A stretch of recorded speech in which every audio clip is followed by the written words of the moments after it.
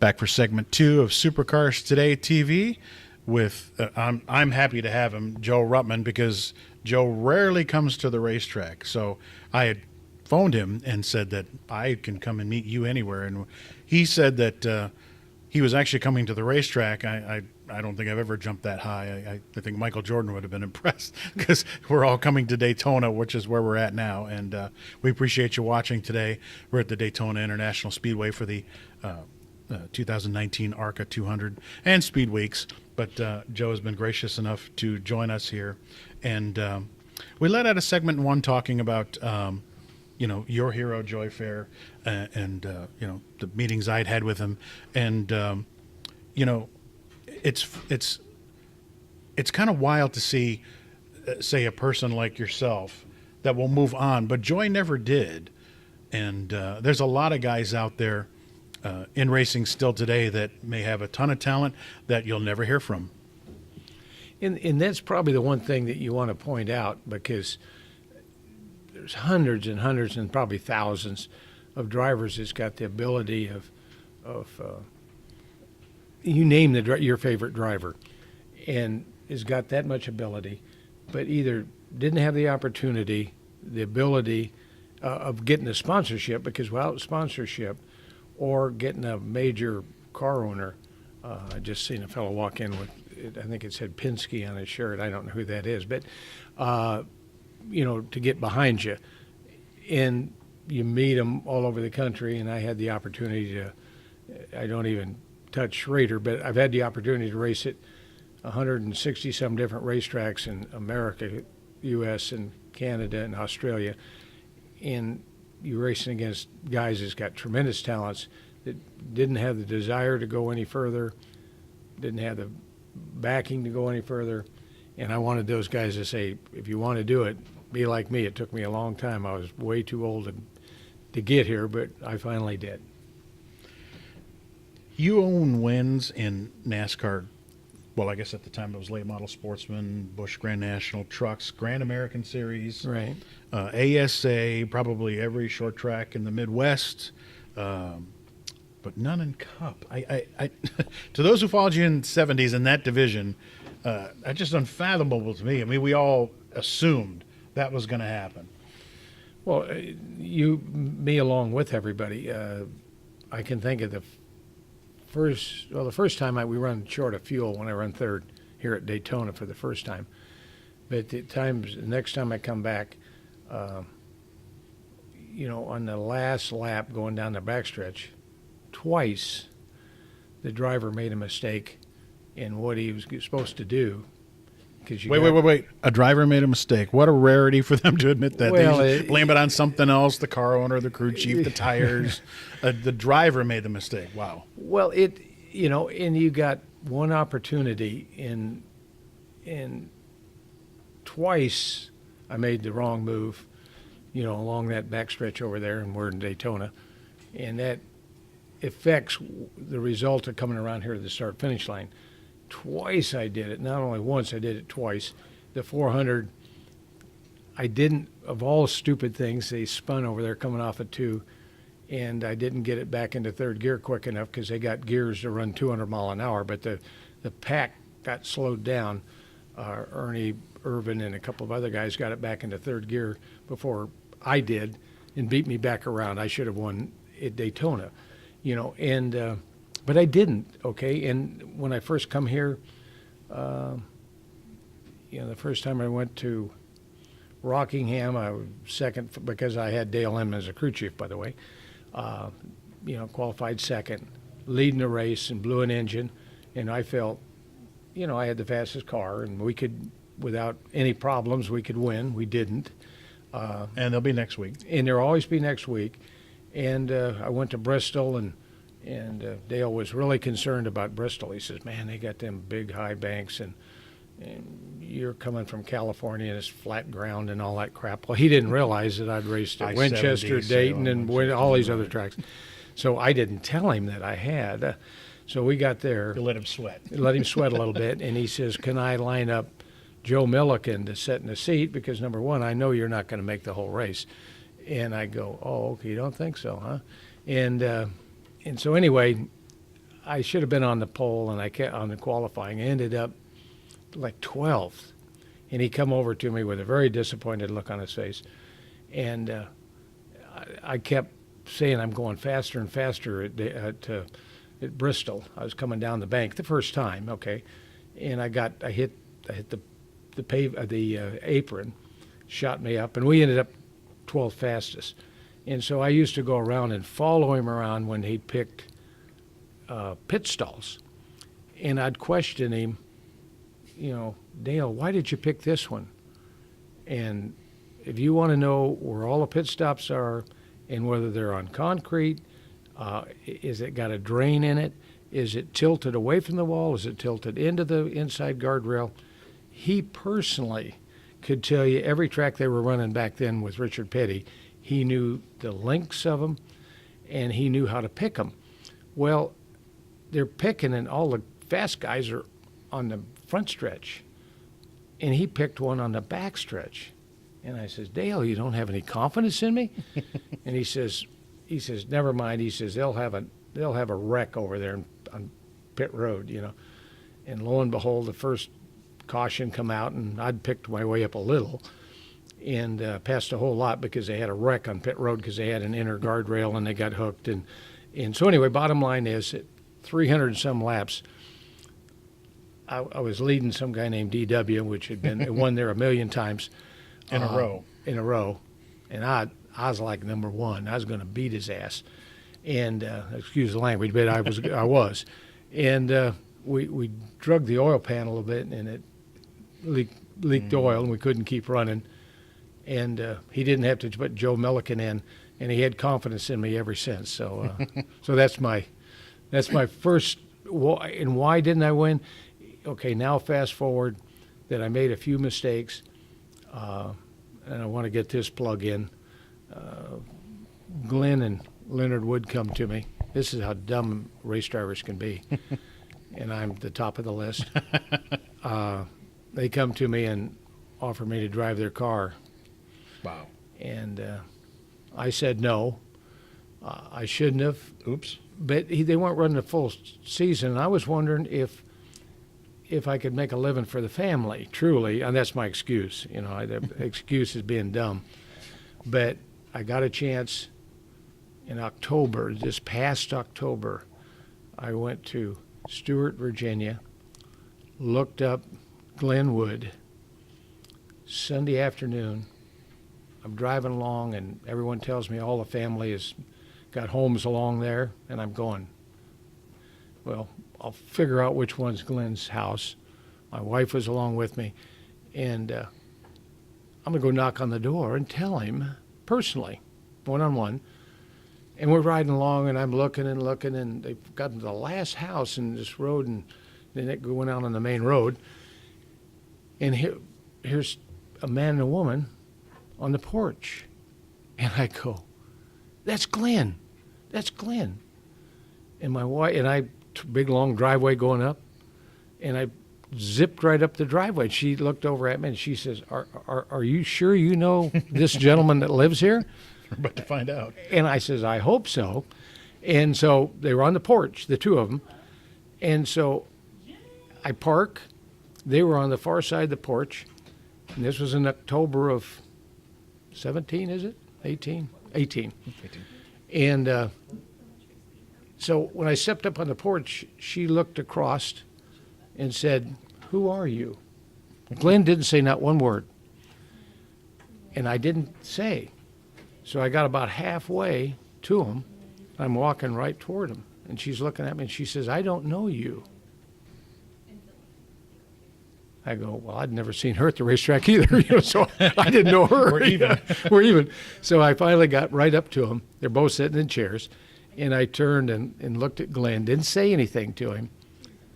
But he looked at me for the count of 10 and says, I can't believe at Sears Point you couldn't have missed that rabbit that you hit.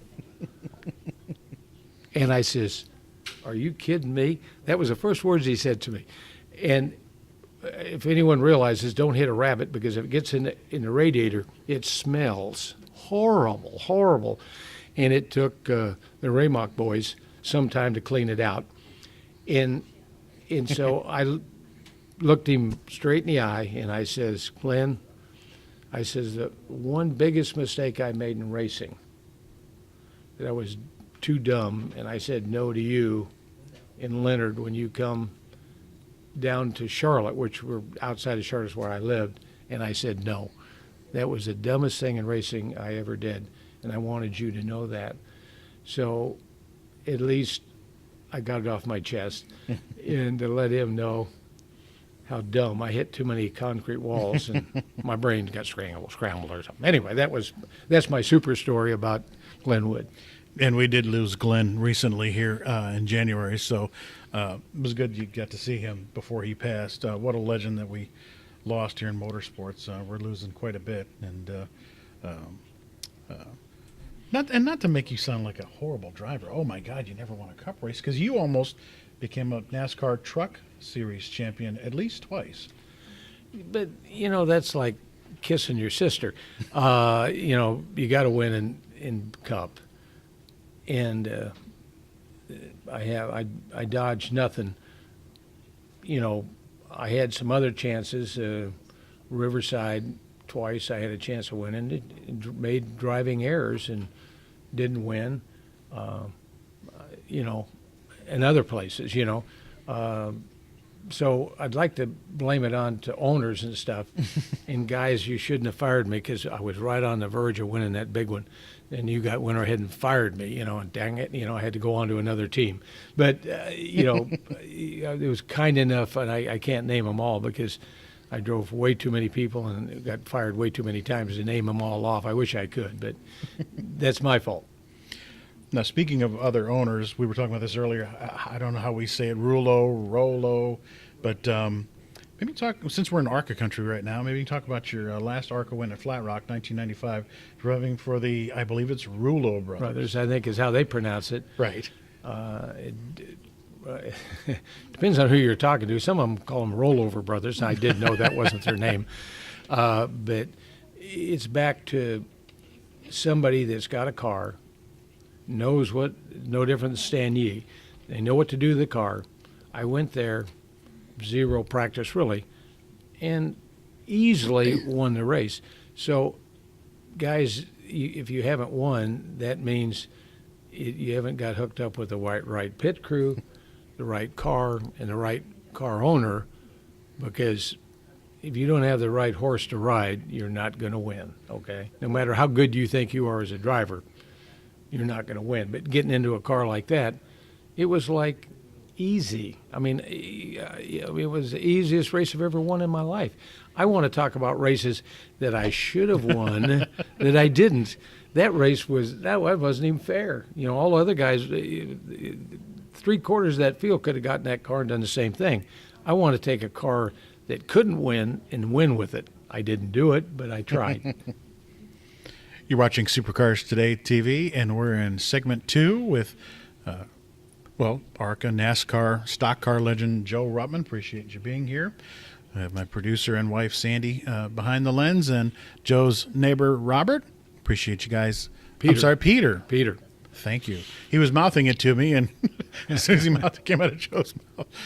He says, I've heard these stories too many damn times. Yeah, can we get over with this thing? Well, at least we're not outside with the loud race cars, right? You bring earplugs next time. But, again, appreciate you being here, Joe. And one thing I've noticed is that you seem to impress the legends, Petty, Earnhardt, Fair. You seem to, the Wood brothers, you seem to know and know them well and still know them well. Well, I think probably along the way, a lot of people says, I've driven a Richard Petty Mopar, or I bought one, or Hemi, or whatever, okay? Now, you go back into the history of NASCAR, I, in fact, drove Richard Petty's car twice. Now, you can open up any book you want, and I'm not in there at all. I could have won the race, and I wouldn't have been listed. Right. But that Dale Inman called me. The fun story of it, Dale called me. Richard didn't, and asked me if I'd drive for him at Pocono, and then we went on to Riverside. And I had seen Richard and talked to him, but fast forward, when I went up there to talk to him more in depth, I got the opportunity to go to his house in his big lounge chair with the two speakers on both sides. And it wasn't that he liked stereophonic music, I don't believe. From racing too long, it affected his hearing. But I was able to get the Audubon right up close to him and right in his face, and spent 3 hours, 4 hours talking to him, and just one-on-one. And I asked him questions that everyone should ask him, but I've never heard anyone ask him the question. I says, okay, you raced with Mopars and could win like crazy. Like, why didn't you win a NASCAR race? I go, you raced Ford and didn't do very well, okay? Okay, but in Plymouth and Dodge and stuff, you won, okay?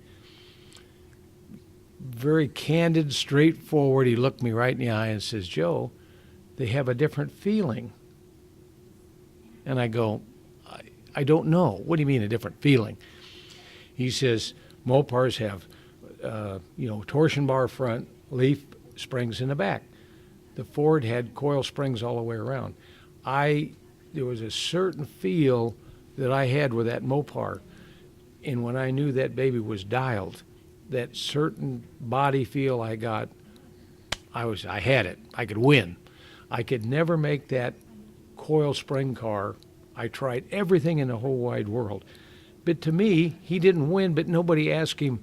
He has a plausible reason he didn't win. He had years and years and years of experience in a Mopar with certain suspension, and he, no longer than he drove it, I probably give him 3 years, and I can think about a guy driving the black car when they first come along with radial tires.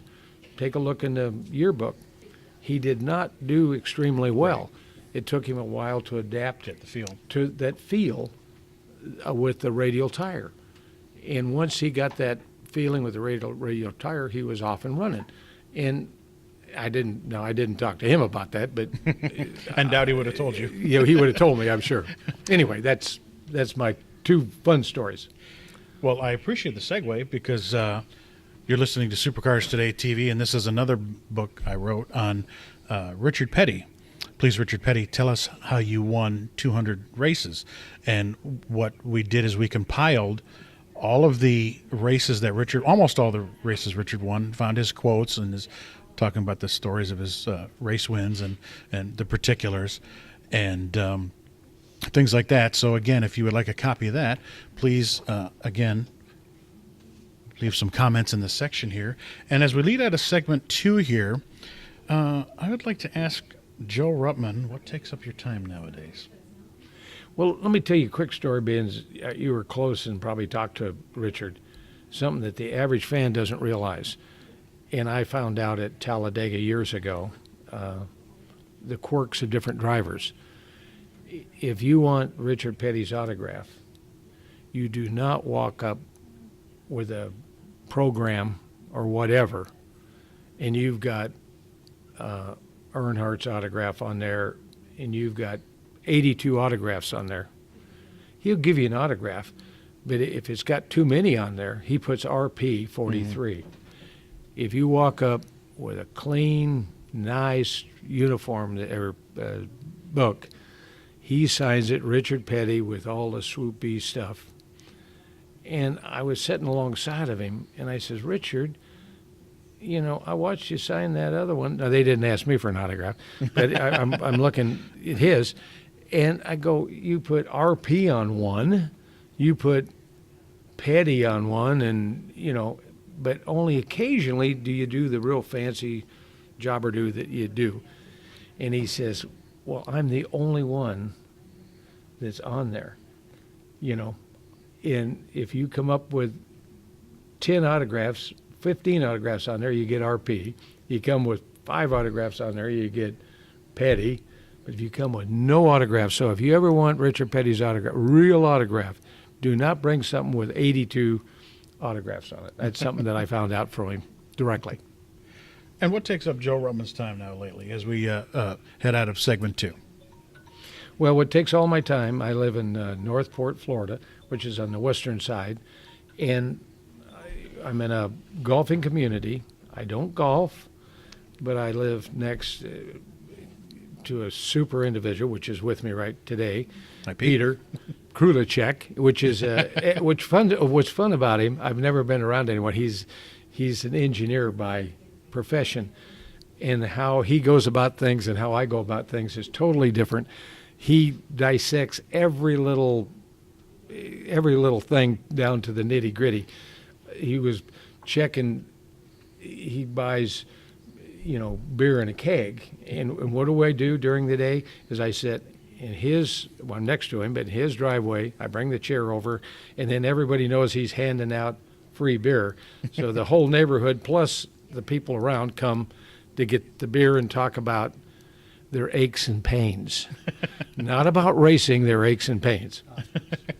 Well, we appreciate you being here with us, Joe Ruttman. This is the end of segment 2 of Supercars Today TV, and please tune back in for segment 3.